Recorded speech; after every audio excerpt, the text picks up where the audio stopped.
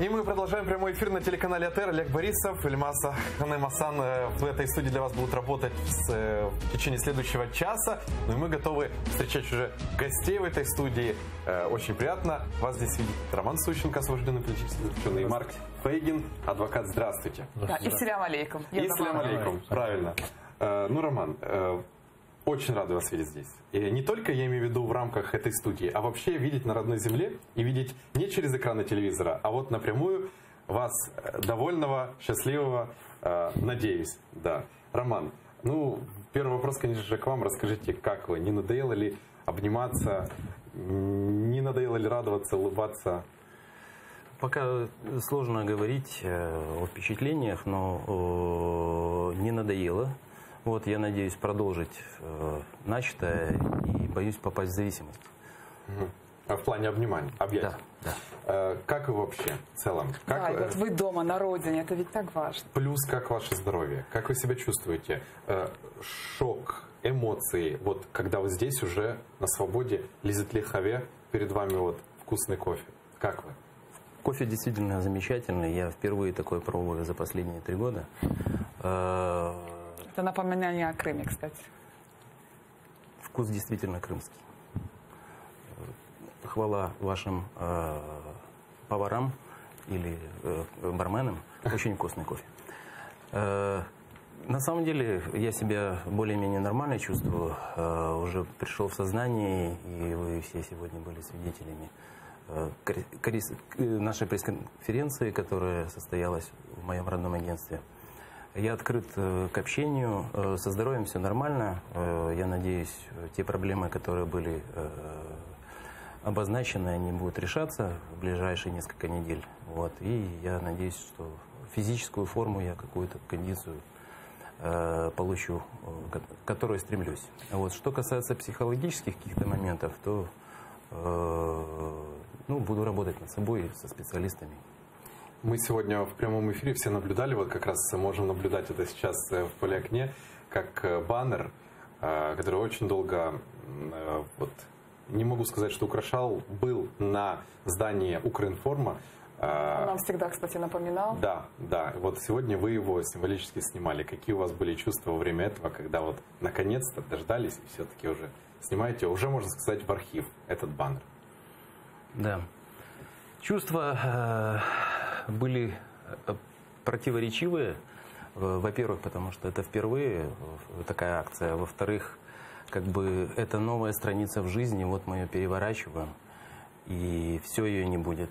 Что-то в памяти остается. Я этот баннер видел только на картинках. Вот Марк приносил дайджесты, там где-то в местной прессе никаких публикаций относительно этого не было. Вот. И воочию убедился, и увидел вот сегодня только утром, и за день до этого приезжал, прошелся, посмотрел. Вот. Поэтому, такая драматическая страница, скажем так, в жизни. Вот. Ну, вообще, в целом, вот когда вы находились там, вы знали об этой поддержке? Я без преувеличения скажу о массовой поддержке. Марк не даст соврать. Не дам. Во всех эфирах телеканалов, я не говорю, понятное дело, за АТР, во всех. Вы чувствовали там, вам доносили эту поддержку, и то, что здесь, в Украине, не только медиа, и простые граждане реально борются и всеми силами, как могут, вам помогают? Олег, безусловно, я эту поддержку чувствовал, скажем так, спинным мозгом. Вот. Какие-то обрывки информации передавались в письмах. Безусловно, Марк постоянно приходил на встречи, рассказывал, показывал детально все, но учитывая там время ограниченное для встречи и для обсуждения других вопросов, это было коротко, емко, по-дружески, но энергетика при этом чувствовалась. И позже уже в письмах семья, там, знакомые, друзья, кто писали, и даже незнакомые люди, они все, безусловно, вспоминали об этом, говорили, что ты везде. Даже покойный отец об этом писал, мама постоянно об этом писала, брат. Напоминали, что ваше имя не забыто, о вас помнят, мы знаем о том, что происходит, где вы находитесь, мы все переживаем. Я благодарен всем журналистам за такую солидарную поддержку, за внимание к конкретной моей судьбе. Вот, и поэтому Поэтому я готов дальше делиться своим опытом, разговаривать, общаться. Вот у меня еще маленькое уточнение, Ильмаз Ханым. Да, и вот потом все. я, можно? Нужно. Всем хочется пообщаться, согласен. Я только хотел спросить, а где же гендерное равенство у вас? Одно маленькое уточнение, Ильмаз Ханым, и вам слово. Вот понятное дело, что вот эта вся поддержка, это только, по сути, слова, информационные поводы. Но находясь там, в заключении, тем более понимая, что очень малый процент веры в то, что все-таки будет освобождение на тот момент, это дает веру и силы бороться дальше, не менять свою позицию. Безусловно, это такая энергетика колоссальная. Вот. Еще раз повторюсь, это все в строках, в письмах. Вот. Но, безусловно, ощущение сильнейшее. То есть, благодаря этой поддержке ты каждое утро просыпаешься, не заставляя себя, чистишь зубы, делаешь зарядку, спокойно готовишься ко дню, идешь на этот обыск, ежедневно, несколько раз в сутки он проводится.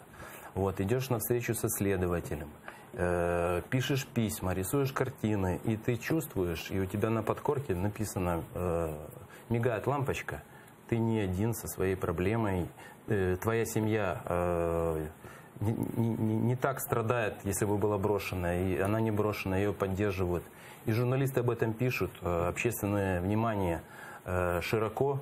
То есть я как бы окутан вот этой опекой. И вот эти все мысли, кружась в голове, они, безусловно, создавали некий такой барьер, который препятствовал черным, мрачным или грустным каким-то вторжением мыслей таких. А расскажите о условиях. Каких условиях? Условия разные были. Если мы говорим о следственном изоляторе, это, как на местном языке выражается, полная заморозка, то есть фактически там никаких контактов, камера, в камере 2 человека, я и кто-то. И скажу вам, что первый мой сосед был таджик, и он получил 9 лет за то, что он является членом Хизбут Тахрира. Вот, он мне даже рассказал, я об этом как бы не слышал, не знал, хорошо так пообщались. Вот, было 7 человек, все разные люди, разного вероисповедания, статуса и мнений и мыслей. Вот, все это закрыто было, то есть практически само здание, оно специфично, нигде никто ни с кем не пересекается. Вот, и поэтому 0 общения, никаких контактов. После этапирования и колонии это немножко другое, но все равно в колонии это была полная изоляция, особенно в информационном плане, поскольку никаких газет, телевизора, ничего, то есть я телевизор 11 месяцев не видел. Ну, как бы не особо страдаю, но тем не менее. Вот, газеты приходили с задержкой.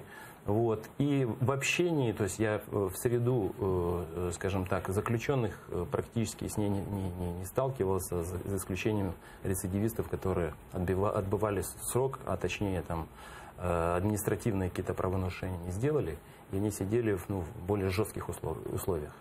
Единственное, что я видел всех этих людей, которые отбывали срок, когда меня выводили на звонок или на магазин, вот я видел этих людей, они все разные, как бы, и увидел, что это.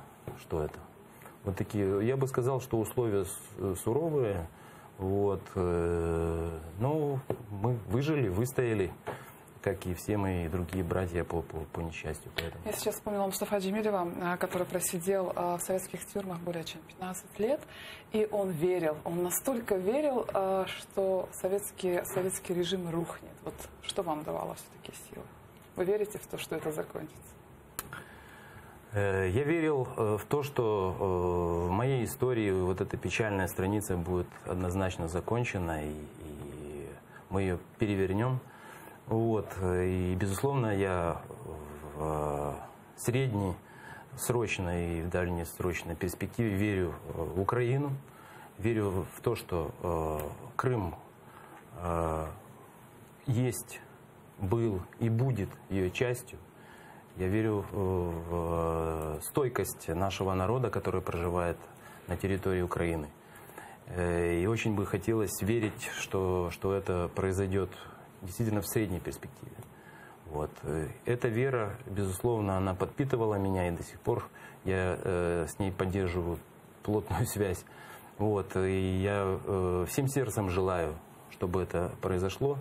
Вот. И обращаюсь ко всем политикам, ко всем общественным организациям, к нашим дипломатам, к нашим европейским и мировым партнерам, чтобы они стояли на своем, не искали никаких компромиссов и помогали нам идти к этой мечте. Чтобы эта вера постоянно жила, и рано или поздно она бы осуществилась. Роман, вот в этой же студии Николай Карпюк, тоже уже освобожденный политзаключенный, он рассказывал, что над ним персонально издевались. Его били током, его кидали в камеры с ужасными условиями, где сыро. Если я не ошибаюсь, где постоянно есть там какие-то камеры, где 24 часа в сутки горит свет. Ну, то есть вот таким образом издевались. Да, ШИЗО. Вот скажите, пожалуйста, касательно вас, такое, какие-то вот не просто обычные камеры, а вот какие-то такие камеры или какие-то издевательства были или нет? Физического воздействия на меня во время пребывания в Лефортово как такового не было. Но речь идет, скажем так, о влиянии физического с помощью мышц человека. Но если вы вот вспомнили относительно света, так он и в Лефортово горел постоянно, и люди просто покупали себе беруши или брали маски для глаз, потому что он постоянно горит, спать тяжело, и это, безусловно, воздействовало на сетчатку, и у многих людей там проблемы со зрением, а поскольку человек не спит, там не в темной даже передаче целой мы слышали по радио, вот, и это воздействует на его психику, то есть не выспавшийся, мало того, что стресс, еще и вот такие проблемы с освещением. Если говорить о колониях этапах, безусловно, я был в таких камерах, что лучше и не вспоминать их. То есть плесень, настоящие грибы такие, знаете, выросшие, насекомые, мадагаскарские тараканы размером со спичечный коробок с ног сбивали. И ночью они начинали бегать в поисках крошек каких-то там, вот, в каких-то пакетах там шум такой был. Я уже не говорю про грызунов. То есть если в Кировском СИЗО это были мыши, то это уже в колонии мы столкнулись с конкретным конфликтом с настоящими крысами, которые изворотливые. И когда их загоняешь в угол, они начинают атаковать. Вот, и мое имущество пострадало, скажем так. Хотя администрация пыталась решить проблему, но не решила. Был прессинг психологический. Кстати, склоняли к сотрудничеству? К сотрудничеству было одно предложение, ну точнее два. Первое это было в первый вечер, когда меня захватили. В следственном управлении вышел представитель этого управления следственного и сделал предложение о сотрудничестве со следствием. Вот. Вот что говорили вот конкретно? Расскажите, все говорят вот сотрудничество. Как происходит, да, как происходит этот процесс? Процесс уже в хронологии, если говорить, было задержание, то есть человек, находясь под этим колоссальным стрессом, испугом, паника, ну то есть описать это сложно, ужас. Вот, значит, одели на голову этот мешок. Вот, посадили в автомобиль, где-то полчаса возили по дороге, по кварталам. Во время этой поездки был такой жесткий обыск.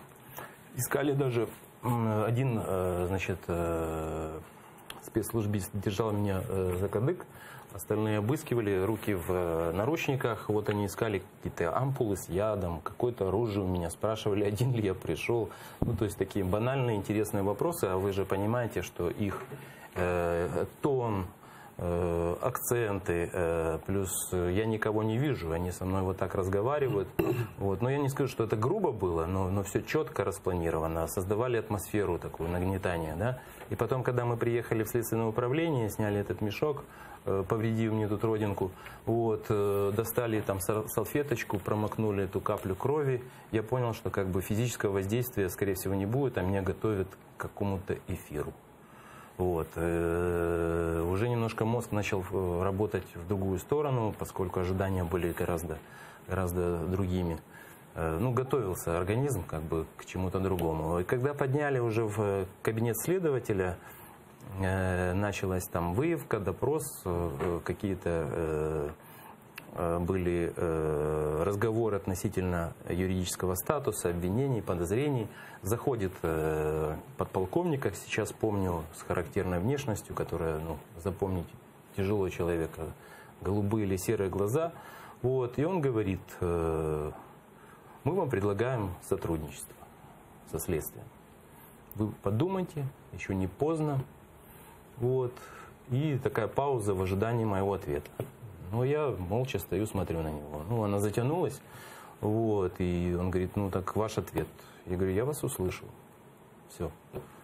Ну, он расстроенный ушел, но на следующий день опять был похожий вопрос. А на следующий день мы уже ехали в суд Лефортово для того, чтобы, ну, суд определил с мерой моего пресечения.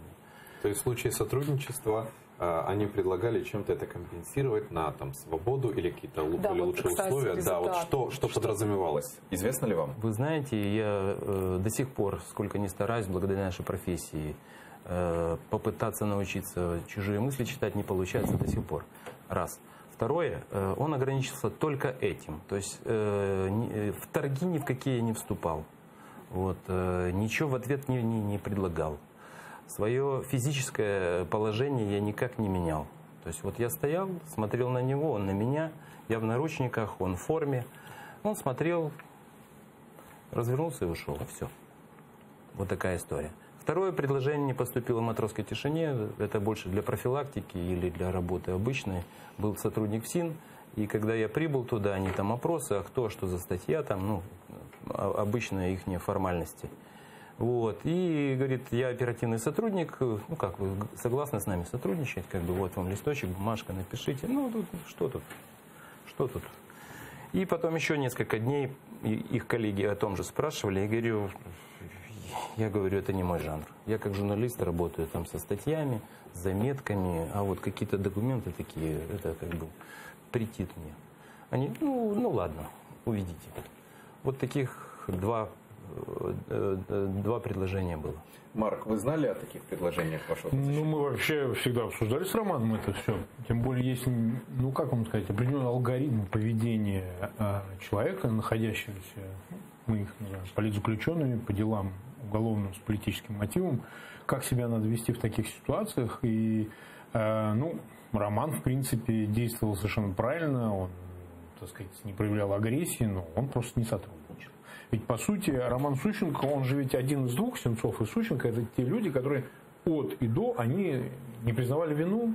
Ну, Роман еще хуже, он не давал показания. Он сидел на 51-й статье Конституции, которая дает ему право не давать показания. Ну, фактически он не соприкасался с производством, понимаете? То есть, ну, было понятно, что его взяли, он как бы находится как заложник в ситуации, когда это некие односторонние действия, и бесполезно там пытаться оправдываться, описывать, что я не я. Вот. И этот алгоритм, в общем, сработал, потому что он его избавил от физического воздействия. Ну, что с него возьмешь, что его избивать, что? Тем более, что когда у тебя адвокат и публичное дело, ну, это завтра станет известно, а это головная боль для всех. Да?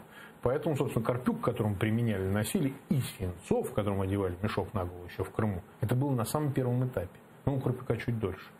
А с Романом Сущенко все завершилось очень быстро, потому что его взяли, кстати, в пятницу вечером, понимаете, ну, второй половине дня.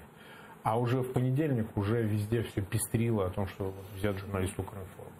Поэтому, да, конечно, я об этом знал, и, собственно говоря, это делали мы публично, рассказывали, что вот такой разговоры с Романом ведут, а это обнуляет смысл. Если ты предлагаешь, что, значит, явку с повинной написать, то бумагу о сотрудничестве, но если завтра на утро об этом объявлено по СМИ, то какой смысл тогда подписывать эту бумагу? Какой в этом практический смысл? Марк, а вы ведь тоже тот человек, который борется с системой. Борюсь. Да, а на вас оказывали давление? Ну как, они меня лишили статуса, понимаете, мы заплатили, и я, и Роман, цену. Вот надо понимать, что вместо 12 лет 3 года, да, ну, понятно, что это результат политических переговоров о освобождении. У Романа умер отец за период его нахождения в тюрьме. У меня умерла мать. Да? Причем моей матери еще тяжелее, поскольку она смотрела по телевизору, как меня поливали этим брудом. Поэтому за все надо платить. понимаете? И тот, кто знает, что, борясь с этой системой, он должен заплатить, вот я заплатил профессии, там вот, смертью близких, то ему легче, конечно. Мне вот легче, потому что я человек крепкий, я знаю, что за все надо платить. Поэтому, да, на меня оказалось давление, но вы знаете, в силу моей публичности это давление скорее публичное охаивание такое, что я всегда слышу, что я плохой адвокат, что я никого не спасал, что я всех сажал, что, значит, для меня это все пиар и конъюнктура, понимаете? Ну, это происходит постоянно, да? Поэтому я к этому предельно адаптирован. Вот, а во всем остальном, ну, ситуация просто в России тяжелая, она становится все тяжелее и тяжелее. Это как бы для всех, не то, что для меня только. И поэтому все люди, и особенно те, кто вступает в конфликт с системой, они на себе это испытывают. Роман, вот опять же вспоминаем слова Николая Карпюка, он рассказывал, что рассказывая систему, как там, когда еду подают через щель, вот он постоянно перекрикивался с другими политическими узниками, которые находились в камерах. Вы поддерживали ли какое-то общение с другими людьми? Было ли такое вообще? Да, действительно, такая вещь существует, учитывая, что люди сидят в изоляции, они полностью избавлены и ограничены в общении, в этих всех социальных связях, лифтах и так далее. Против своей воли возникает потребность для общения. Ну, мизерная, но она есть. Среди граждан Украины там был только один человек политический, вот, это Валентин Луговский, вот, который был раньше осужден, по-моему, даже его в Крыму арестовали, вот, на год раньше, мне так кажется. Вот. Я знал, что он там находится, но мы никак не пересекались, поскольку администрация приняла там какое-то решение. Только вот первые дни у нас были рядом камеры, вот, и мы там как-то переговорились друг с другом. Я даже его не видел, потому что он там, выходя на улицу, в глазок заглянул, говорит: я Валентин, Роман, здравствуй, крепись там, все будет хорошо, и пошел. И потом, когда мы случайно встретились на улице, он: привет, я: привет, ну, кто это?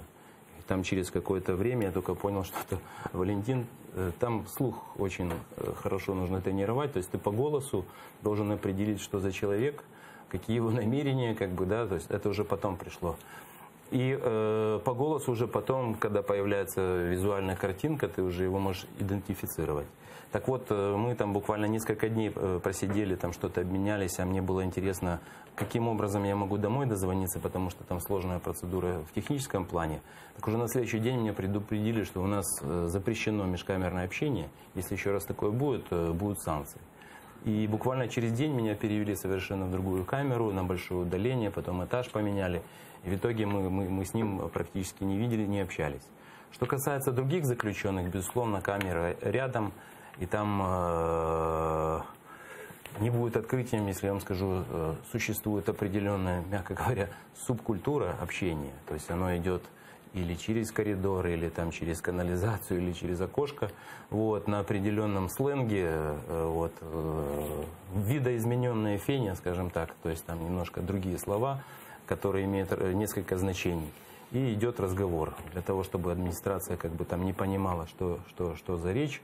Вот, это все, скажем так, эзоповый язык. Вот такого рода общение, ты этому учишься, смотришь, читаешь, вот, и все на одном тоне, сразу видно, кто, сколько и как имеет за плечами. Но это уже все со временем приходилось. То есть вот социальные связи такие. На прогулке меня, когда выводили, я встречался только там с одним, с двумя, с тремя в разные периоды людьми, которые тоже в таком же статусе в безопасном месте там были. Вот, один чеченец, там несколько русских, чуваш один. То есть вот мы с ними периодически гуляли, общались. Это выходишь, там нам было назначено время после обеда. И мы час гуляли вместе, вот с ними пообщались, потом всех по камерам. И мы на следующий день могли с ними опять встретиться. Чем занимались непосредственно в камерах? В камерах... Чем там вообще можно, в принципе, заниматься? Что разрешают? Глагол один — сидеть. Вот. Ну, еще исправляться. исправительной колонии еще справляться. Вот. На самом деле, поскольку я сидел на безопасном месте, на общих основаниях, мне можно было пользоваться литературой, книги. Это до 10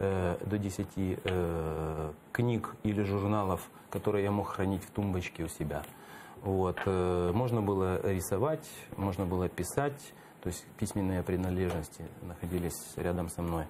Вот. Можно было слушать радио, вот. Но были какие-то обязательные вещи.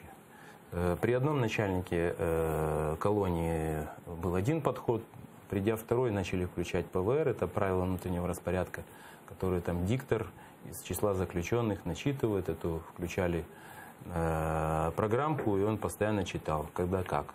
В самой колонии это по телевизору транслировали, то есть они все дружненько садились на табуреточки и слушали в виде воспитательной работы изо дня в день одно и то же. То есть что вам запрещено. Вот. Но право вы имеете вот такое. Это изо дня в день голосом Левитана действует на психику, соответственно, и за этим следят. Если какие-то нарушители, это регулярно каждый день. Например, в СИЗО в Кирово, там это по 4 раза в день, телевизора не было, но по радио, хотите не хотите, но слушать будете. Вам какие-то санкции, по которым вы вспоминали, что там внедряют какие-то санкции за нарушение там, поведения, еще чего-то, вам какие-то санкции такие вот внедряли?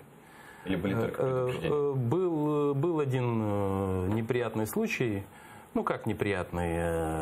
На меня написали рапорт вместе с соседом, с которым мы сидели, что мы будто бы не делали зарядку.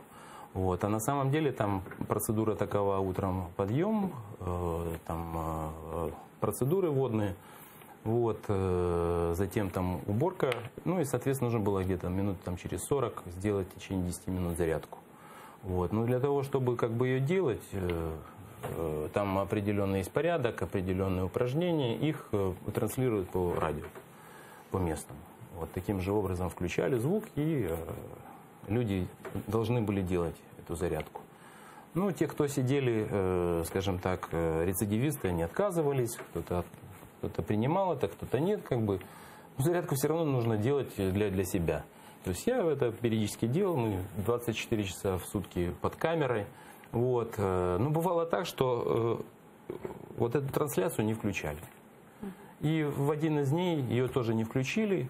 И тут приходят, значит, инспекторы, которые находятся в колонии, они периодически смотрят, у них есть монитор, камеры, не смотрят, где-то на что-то закрывают глаза, но есть общий центр, я не знаю, насколько это связано с управлением ФСИН даже. И там сидят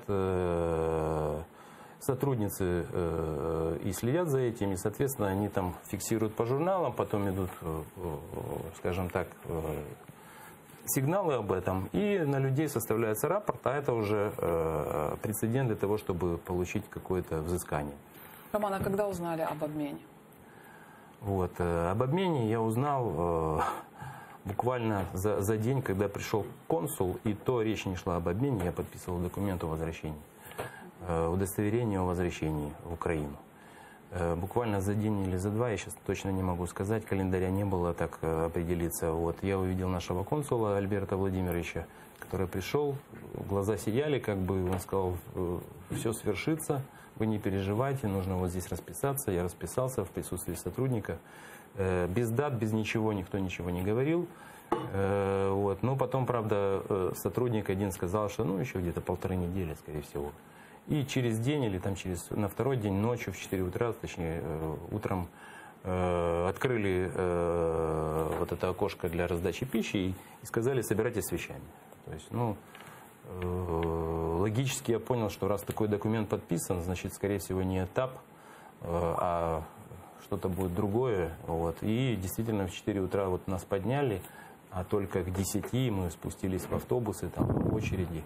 Я уже понял, что оптимизм можно не сдерживать. Камень с души упал? Не упал, пока не пересекли границу. Кстати, хотели бы продолжить свою деятельность?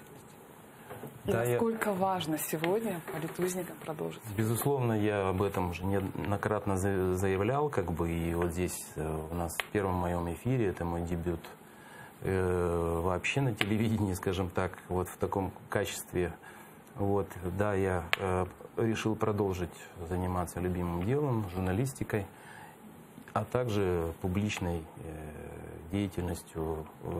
Это борьба за возвращение наших политзаключенных с тюрем российских, но и возвращение наших граждан, которые находятся в плену.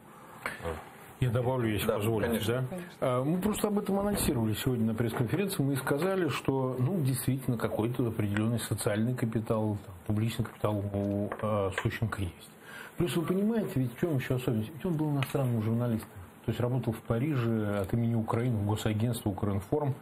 И было бы, наверное, правильным, чтобы хотя бы какое-то время, если мы не знаем, как долго будут освобождать оставшихся то ли 100, то ли больше уже человек, чтобы в этот период, если говорят, что до конца года, то такие, как Сущенко, должны быть востребованы для этой деятельности.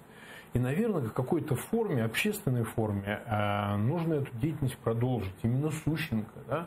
То, что будет делать и Олег Сенцов, и другие, это все очень важно для того, чтобы вот та львиная доля крымских татар, которая составляет сейчас из этих 100 политзаключенных, это разные дела, в основном дела Хизбут Тахрир, но не только, конечно. Значит, они вернулись, хотя бы в материковой Украине не сидели, понимаете? И это не значит, что это просто автоматически произойдет благодаря договоренности на высшем уровне. Еще не факт. Сколько раз срывалось это обмен? Вы же помните, в канун... 3, по-моему, раза. 3 раза. Тут вообще не неделю с лишним, на 2 недели. Ожидали, что в аэропорт поехать. Понимаете? Поэтому говорить о том, что все на 100%, все договорено и точно будет, никогда нельзя так сказать. С Россией вообще ничего нельзя так сказать. И поэтому, возможно, с учетом той общественной активности и возврата вот этих людей, нужно каким-то образом приложить усилия, общественные усилия. И Роман, возможно, поблагодарит тех, кто ему помогал во Франции. Он там работал, он ее знал. Поблагодарит кого-то в Берлине, поблагодарит кого-то в других местах. Возможно, там в США. Да, и так далее. Там, где можно будет еще раз сказать, вы понимаете, освобождение вот таких, как мы, это не заканчивается. Казалось бы, вроде можно остановиться, а оно лучше-то не стало в целом, как по сумме. Вот для конкретной судьбы Романа и 11 его таких же, и 24 моряков, это дело закончено. Но это же личный выбор. Ты либо заканчиваешь, либо что-то еще продолжаешь. И поэтому мне кажется, что Роману будет полезно это сделать.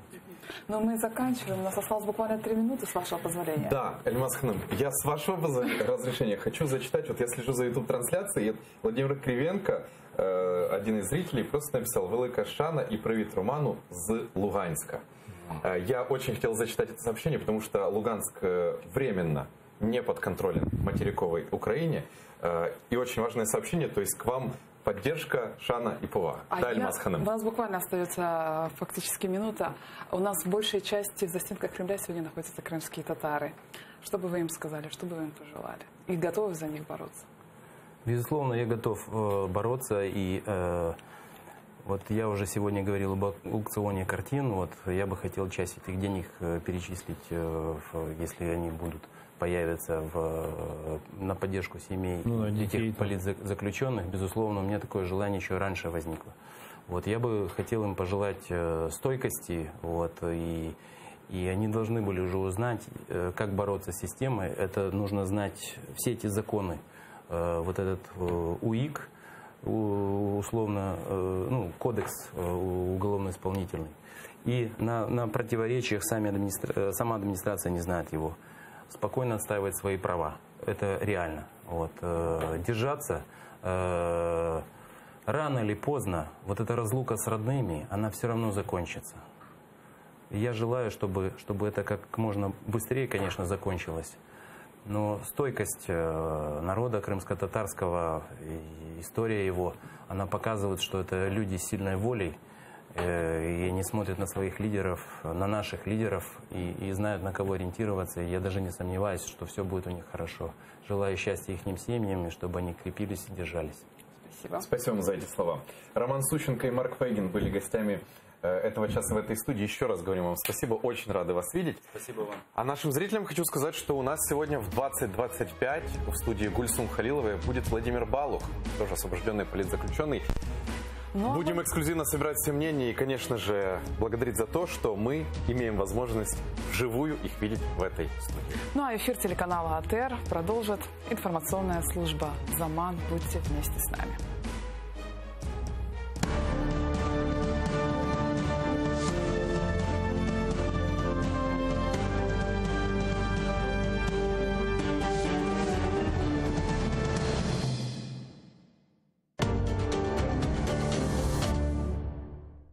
Зеленський зустрівся з Коломойським. Про що говорили